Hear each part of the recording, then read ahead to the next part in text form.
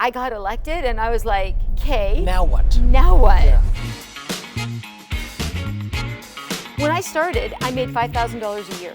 You were kind of thrown into the deep end. Oh. And just expected to know the job. Education by avalanche. And then when I turned 40, I had a goal of running a half marathon. Okay. I had no idea how much work that was. Yeah, a lot of people have different motivations. Why did you become a politician? What's something you've learned along the way that you still live by now? What does a day for Marilyn Crawford look like? If you give one piece of advice for the younger generation, what would that advice be and why? Hello everybody, indeed. Welcome to another episode of TOA Talks Season 2, the Council Edition. With me today, we have Ward 1 Regional Councillor Marilyn Crawford. Marilyn, how are you doing today? I'm great. Now, Marilyn, before we get into this, because we will, I promise, you are known as CrossFit Hercules as from council members. It's no secret, like you take working out quite seriously. Yeah. Like you mentioned today, you woke up at 4:30. Yes. You don't have cows to milk. No. So why does one Or get up? chickens to feed. Yeah, why does one get up at 4:30 in the morning? Well, I usually walk the dog. Okay, That's fair enough. my warm-up kind of to the day. Your dog's name is? And I get my best ideas at 4:30 in the morning, actually. Okay. People dread me after that. Noted. Because I have lots of ideas. Your dog's name is? Moxie. Moxie. She's named a chocolate lab. Because of? I don't know. You love the restaurant. Okay. I don't know. Right. I don't know. It wasn't even my pick. But then you probably work out right after walking the dog, I'm guessing. Yeah. Right after that, I get her fed and everything, and then I head out to the gym for 6. And then, so that's a pretty intense workout. And then after that, I try to run about 5K. So I try to do about So you 20. do your workout first, then you run? Yeah. Because you're a masochist? There's not a lot of time during the day. No, that's not untrue. And if I don't get it done during the morning, then it never gets done. Doesn't matter if I have nothing else to do. I'm not afternoon. I can't work out in the afternoon. Right. Like I'll walk the dog again maybe, but that's it. So as long as I've known you, which is about 10 years now, you've been a workout fiend. Where did this start from? Well, I guess probably I was not athletic. Well, I don't even consider myself athletic. I'm just trying to age gracefully. Well, if you're not athletic, then we have problems about the rest of the population. Yeah, but no, not as a kid, never at all Sure. athletic. And then when I had my daughter, which was like 35 years ago, I put like 50 pounds on. Okay. I'm 5 feet tall. Right. That's a lot of poundage for 5 feet tall. So I worked out really hard to get that weight off, and then really just kind of maintained it. And then when I turned 40, I had a goal of running a half marathon. Okay. I had no idea how much work that was. Yeah. I'd never run really That's before 23 kilometers-ish? 21, yeah. And so I started to train for that, and I did 2 back-to-back, and then I kind of took a break, and then I took it up again about maybe 5 years ago, and then I did about 5 halves Okay. at that point. Why not just do 2.5 holes? I don't want to do holes. Right. They're like 4 hours long. Yeah, no one it's should run so for intense. 4 But hours. I always was told, like, once you kind of get in that running kind of rhythm, it's just you maintain it, right? Yeah. Well, then you get injured and you get old, and Sure. then it's just like now it's like if I'm happy to do 5K, 3 or 4 times a week. I'm okay with that. Do you have a next sports goal? Like do like an Ironman? No pickleball. No. Enthusiast? I was really happy I made the quarterfinals in Right. CrossFit, right? You were which was amazing. For your age bracket, you were top 20, I think. Yeah. Yeah, that's incredible. And I thought, across the country. Yeah. Yeah. Canada. Yeah. And I was like, this is really cool. Like Yeah. I had no idea. Like I was just doing my thing, right? And then I got the workouts for the quarterfinals and thought, I don't know how to do any of those things. You're like, I have nothing to prove anymore. Yeah, like I'm kind of old and I don't really want to injure myself doing something that I don't really know how to Right. do any of those moves. Right. So I was like, yeah, I think I'm out. No, it's still but incredible. hey, I thought, well, I still made it. Absolutely. Yeah. So you've been in politics for how long? When did you start your journey? what is this year? 24 years. 24 So you started years. the year 2000. Yep. So Y2K hit, you said, you know what, I'm going That's to it, become a I'm doing it. politician. So can you walk us through the political journey? Like what sparked you to follow this journey? A lot of people have different motivations. Why did you become a politician? I started as a trustee. Okay. That's where I started. I had no idea what I was doing. All I knew is that my daughter had a learning disability, and I had no idea where to go for it. Like literally no idea. She was getting some extra help, and then the education system kind of changed their mandate, and she was then getting no support at all. And so I talked to a friend of mine who happened to be a trustee, and he says, you should really run for trustee. And I'm like, okay, right? No idea. Do they So want of you to course- run against them? No. they're- They were in South Ajax. Okay, at the time, got it. and he wasn't running again. So funny. So my pledge on my piece of paper, and Sure. I wish I had kept it. I'm going to go in and change special education. Great. That's how much I knew. Right. Like I'm elected. All I did was I had 8x10 piece of paper. I folded it in 3, and I delivered to All the Ward 1 doors. and Ward 2, and that's all I did. That's all I did. Luckily, my name, it was top on the ballot. C for Crawford. And the person that I ran against happened to be appointed, so he hadn't ever run an election before because there had been a death in the Right. previous board. And so I got elected, and I was like, okay. Now what? Now what? Yeah. Right? So I get elected, and I'm like elected maybe, I don't know, 3 minutes, and realized don't think special education will be changed Right. that quickly. So that was really, it was a very, very, very interesting education process to go through. It's trial by fire. Like you were kind of thrown into the deep end and just expected to know the job. Education by avalanche. Yeah. Yeah. And then not only know the job, but know it very well and be able to like speak on issues immediately, right? Yeah. I think one of my first council meetings was a budget meeting, and it's just like, oh, okay, like figure it out, right? Yeah. No, and like, you know, like, I don't know how you train to be a politician, really. I don't know how you really, it becomes an experience thing only, really. So like I realized that I was not going to be able to change special education, Right. but that what ended up happening, I ended up taking the opportunity then to help to get parents to maneuver through the system. Sure. Because the school board is a giant, massive red tape. Right. And if you don't know how to connect dots, then You get lost. You get lost. Yeah. And you give up, and you get mad, and you get angry. And nothing sparks passion more than a child that is struggling in school, and a True. parent, you know, and I know because I'm one of them. So it was really interesting to be able to have parents come to me. I sat on the Special Ed Advisory Committee for the whole 10 years. I also sat on Ontario School Boards Association, which Okay. is it's the association that represents trustees, for 10 years. And so I had a really good chance to connect directly with parents who were struggling to try to figure out how to get their kids successful in school. And I knew that struggle. And so, and then I got, I had the idea because each of the SEC groups in the school system, they were all working kind of individually. So once a month I'd get them all together, and we'd have breakfast we'd pick a random breakfast place, and they got, not to meet with me, but to meet with each other to get best practices. So that was kind of fun to do that too. I ended up being chair of the board for, I think 2, maybe 3 years. And actually went through a full CUPE strike during that time. Great. Yeah, during that time. Right. So yeah, it was fun. It was good. When I started, I made $5,000 a year. That was it. $400 a month. That was it. Wow. No benefits. Yeah. None. Like it was just that was your pay. And then over time, the structure changed a bit. But Okay. yeah. And you are a regional councillor now. What does your day-to-day look like? So we know you get up at 4:30, you walk your dog, you go to the gym, run 5K. By then it's probably like 8:30 in the morning. What does a day for Marilyn Crawford look like? Well, I always check my emails first thing in the morning Sure. to see if anything kind of fell apart during the day. And so I address any issues. Like if somebody messages me on Facebook, it's not my ideal way of communicating, but that is a way that people communicate nowadays. Right. So I make sure that everything is good. If I'm out in my walk and I notice things like full garbage pails or full whatever stuff, I send an email or take a picture and send an email right away so I can get ahead of that. Yep. So yeah, the summer is very different looking than the rest of the year, but I sit on the Works Committee. So I've been on it now. This is my second term on the Works Committee, and this year I'm chair of Transit, which is not for the faint of heart, let me tell you.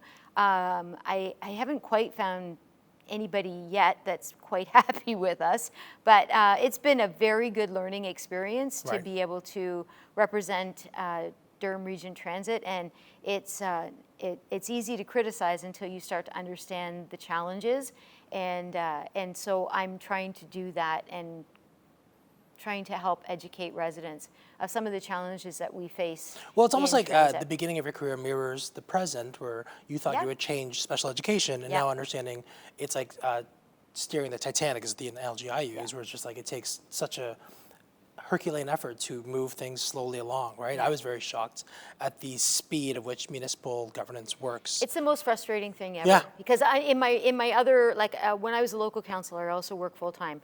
So when you work in Where'd the you work? private, Gailey Foods. Okay. I was a customer service manager. And in the private sector, you can get things done pretty fast. Oh yeah, And there's they expect nothing- it almost. Yeah, and there's nothing more frustrating than dealing in the municipal world because it should be simple to get a stop sign. It's not. Right. It's not simple at all. And there has to be a study, and there's always got to be a study. Why? And you don't know? blame them for that though, too. Like you want, like Yeah. you know, Oh, no, checks facts-based and balances. decisions. Yeah. Whereas the private sector is just like, well, whatever makes us the most money, we will do that, yeah. right? Yeah. of- Not criticizing. No, It's it is just the way it very is. different. Yeah. 100%. Yeah. And so you know that if you have an idea, and I always have lots of ideas, it's never going to happen right away. So you Right. just got to be prepared for the process to take its place. And so it's taught me patience to a new level. So 20 years of politics. You've been a politician longer than the show Survivor's been on the air. What's some achievements you're very proud of? You must have a few. 20 years. You're just like, oh my God, I'm glad this happened, and I'm so proud of my role in this. I honestly, my proudest moments are when I go door knocking for the next election and a resident says to me, I'll never not vote for you because you did this for me.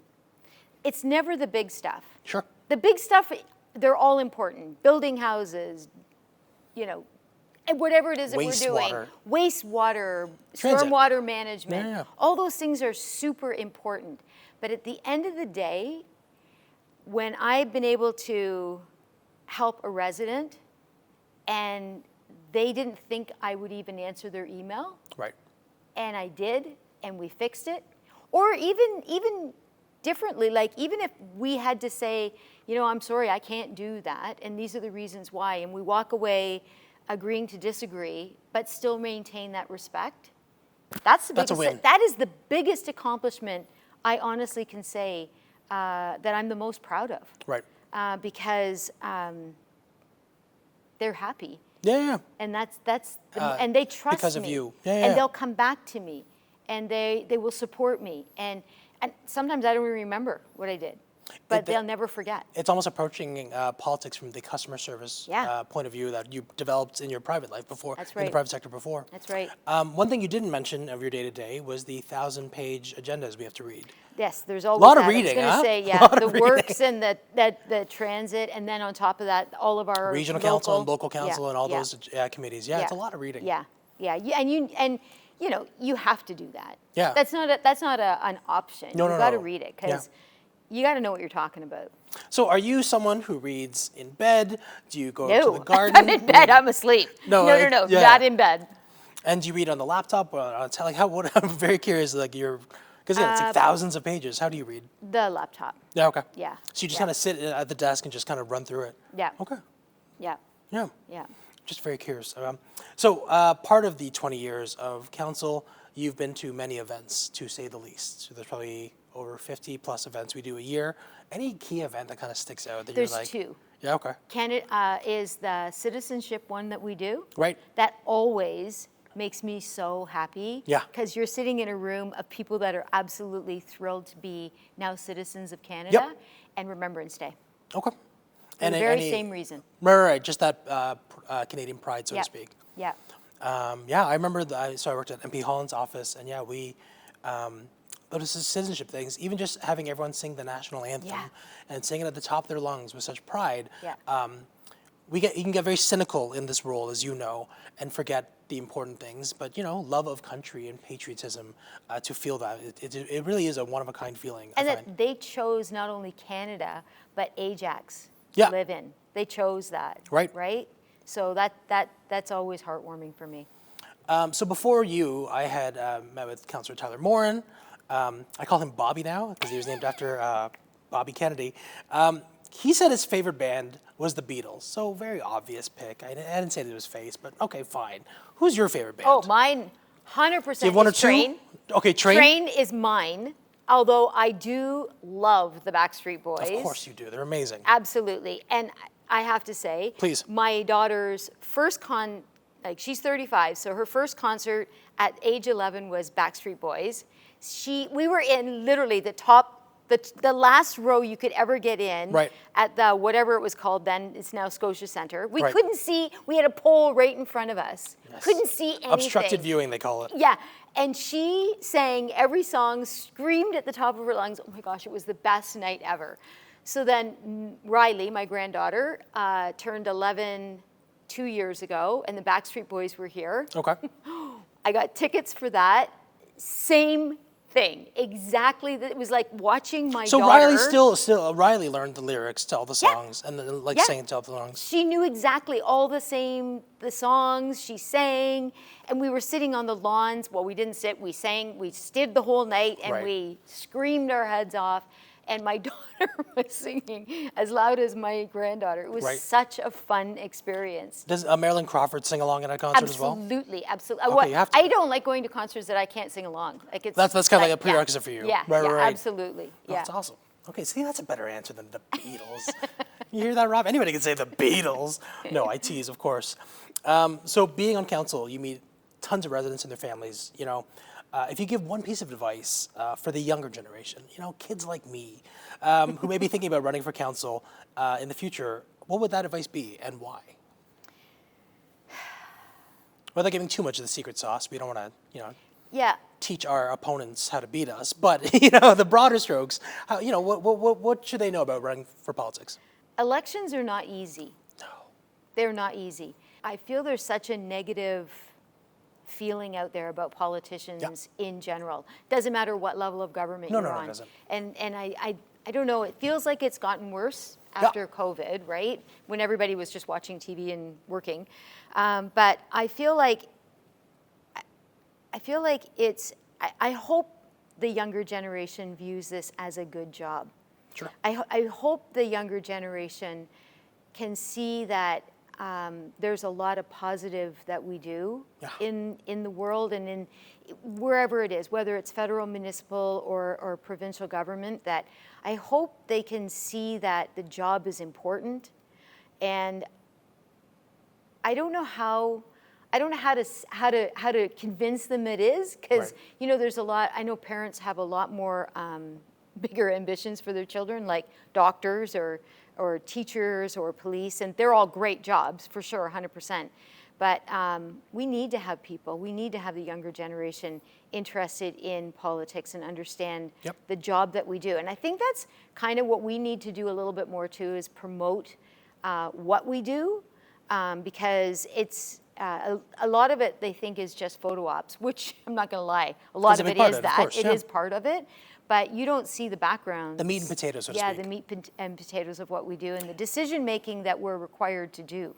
Well, it's funny, you mentioned the skill set of running. You're like, I don't know what it takes to be a politician. And one of it is governance for sure. But like you said, the other part is actually running an election and knocking on doors and being able to put yourself out there. That's the hardest part.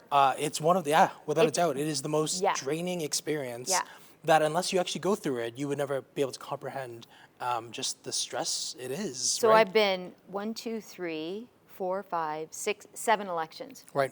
I kick out of them. I love door knocking. Literally It's funny, I said in my podcast, or like when they interview me, I was like, anybody who says they love knocking on doors is a liar. Do. I love it. I would do it now. Like, I love connecting directly with people. And I hate email, I hate text, I hate phone call, but I would much rather meet with somebody face to face and have a coffee with them and talk to them. Oh, I agree. I rather agree on that. Door knock. But just to your point of things have getting more negative, it becomes so daunting now to knock on doors, and you don't know what you're going to get.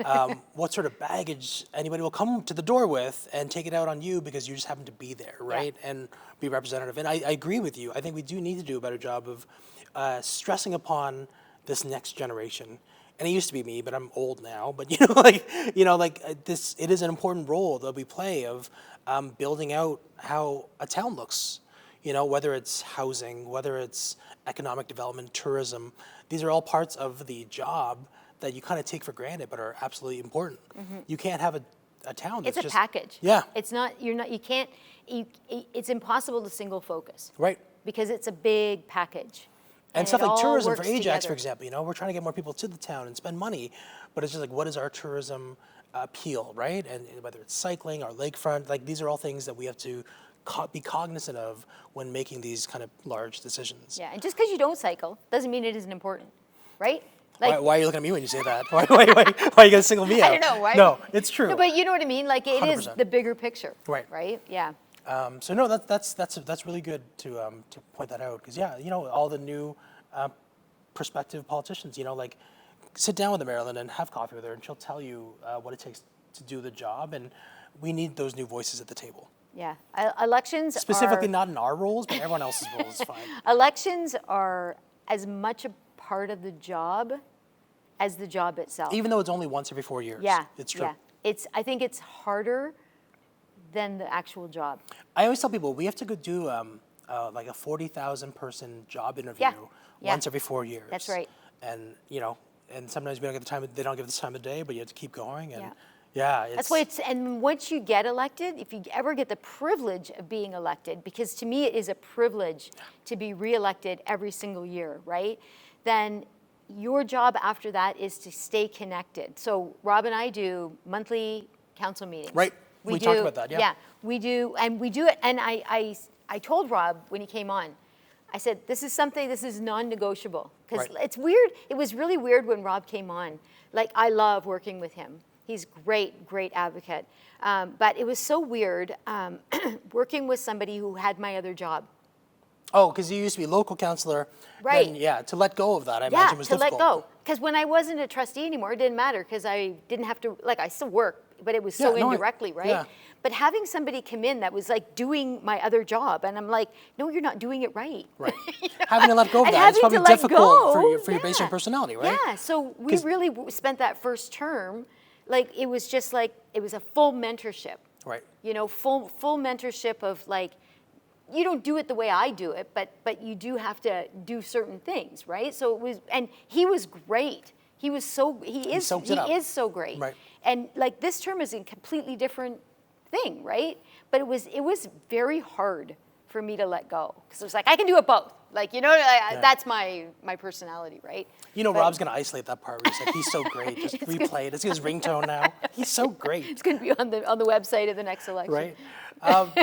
So again, I keep mentioning 20 years in politics, because again, it's not something it's something actually it's admirable to just keep doing the job, making it fresh, doing it at a high level. What's something you've learned along the way that you still live by now?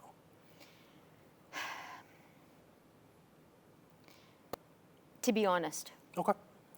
If I don't have my integrity, I literally have nothing. Honesty, even if it's not received well, is all I have.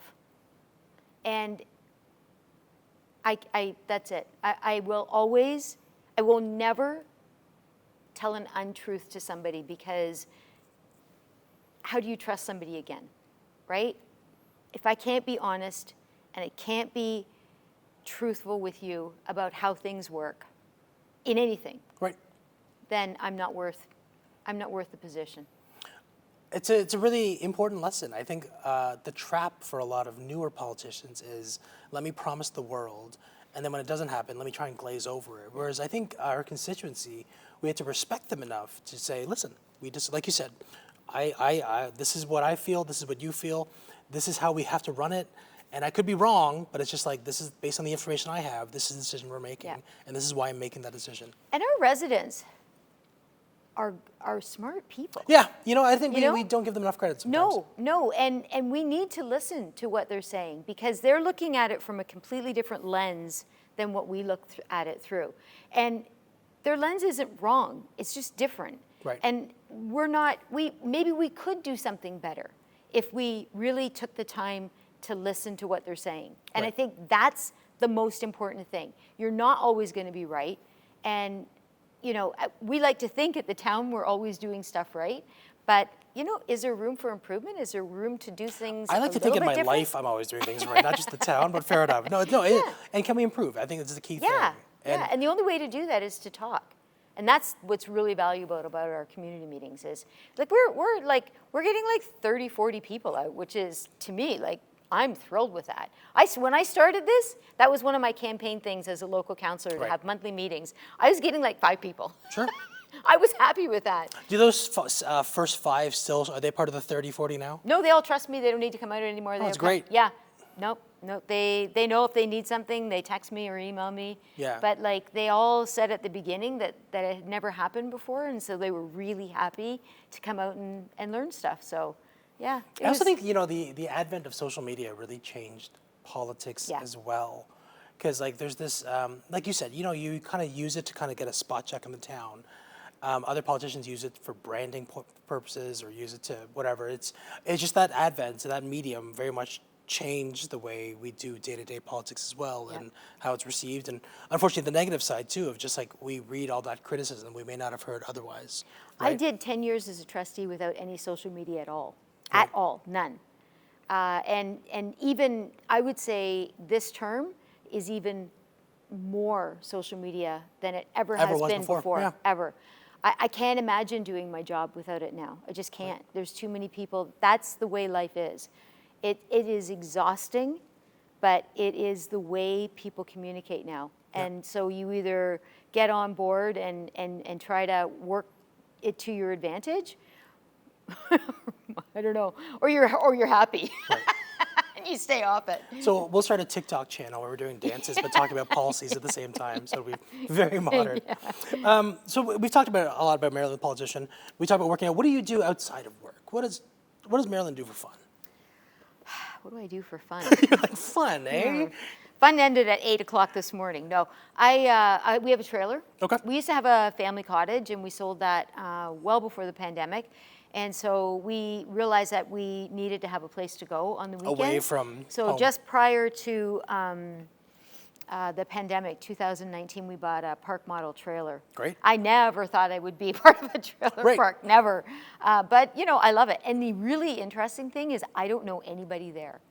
I ride my bike, I run, I walk the dog, I say hi to people. I never introduce myself. They don't know you as Marilyn Crawford, the my regional husband, councillor. who doesn't talk to anybody here, knows everybody in the park. Oh, so he's the politician He's there. like, he's like, oh, that's, you know, and I'm like, I don't even go to the social events. Like, it's so funny. I'm an introvert at the trailer park. I just, like, I'm here it's important for to me. Balance, right? Yeah. Like, we can't always be this version of ourselves. Yeah, I'm sure they all think I'm a snob, but like, I can't. There's only so much you can extend yourself, and then you need your weekends. Well, they're going to listen to this podcast and realize you're not, by the way. I'm not a snob. Yeah. I'm really not. What's a favorite movie of Marilyn Crawford's? Favorite movie? You love Christmas. Do you love Christmas movies? Oh, no. They're so gaggy. I like Born Identity. Okay. I'm watching a really, oh my gosh, such a great series right now. Talk to me. Called The Old Man. Okay, who's on in this? FX. Jeff Bridges and... Oh, I like Jeff Bridges. Is this the one where he's like in Baltimore? Does that sound familiar? No, I don't know. Jeff Bridges and, oh my gosh, he was on Third Rock? Yes. John Lithgow. Yes. Nice. It is fantastic. Okay. It is a fantastic series. Okay. I'm very much enjoying it. So that's a series. How about a movie? What's your favorite movie? I like Born Identity. Yeah. And I You don't like any Christmas movie? I love Miss Congenialities. One of my favorites. Yeah, okay. Honestly, one of my Sandy favorites. Bullock was amazing in Come that, on. for sure. Yeah, it's the best. Yeah. Okay, well, this has been a fantastic interview, conversation. Where can people find you on social media? Regional Councillor Marilyn Crawford on Facebook and Instagram. Twitter, I think I got to get my account fixed because there's something wrong with that. I can't tag you on that account. Nobody can tag me. It seems on like that. we're ignoring you, but we are not ignoring you. Somebody can actually respond to me. So That's I've funny. done something to my Twitter account. What else? I'm on LinkedIn, email. TikTok? No, we're not TikTok. No. TikTok's a virus. Please don't download TikTok. No. Yeah, that's about it. Perfect. And if you phone me, I will answer. And I will take you out for coffee if you want to go see me. And if you're at the trailer, leave her alone. Doesn't want to hear from you. Those trailer park people. Right. Well, this has been fantastic. Thanks so much for your time. This has been Regional Councillor Marilyn Crawford. I'm Sterling Lee. Thank you for another edition of TOA Talks.